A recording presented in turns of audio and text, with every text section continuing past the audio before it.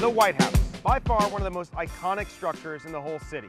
And today I have a question that may seem pretty obvious at first glance, but bear with me. It's this: why is the White House called the White House? And before I say it, yes, I know, it's a house, and it's white, but that doesn't fully explain it. I mean, why is the Capitol not the White Building? And the Washington Monument's not the White Tower? So why did we settle for this name for such an important building? Well, first off, let's address the myth here. If you think back to your high school history class, you may remember learning about the War of 1812. And you may remember learning about the White House being burned down by British soldiers. And so the story goes, the white paint is meant to cover up the scorch marks. Sounds like a good story, right?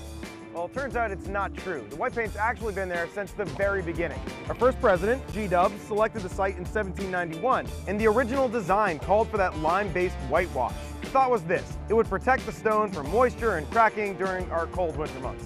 And here's the thing, when the White House was first created, it actually didn't have a name.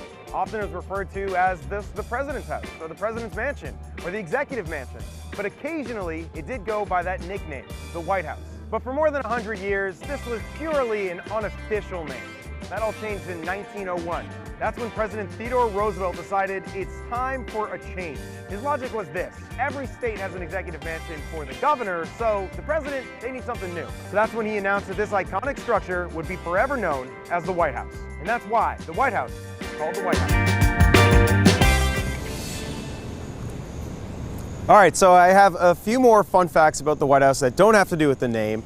First off, 132 rooms inside the White House, 35 bathrooms, 412 doors, I had to write these numbers down clearly, 147 windows, and then this is my favorite one, 28 fireplaces inside the White House. Yeah, I'd like to live there.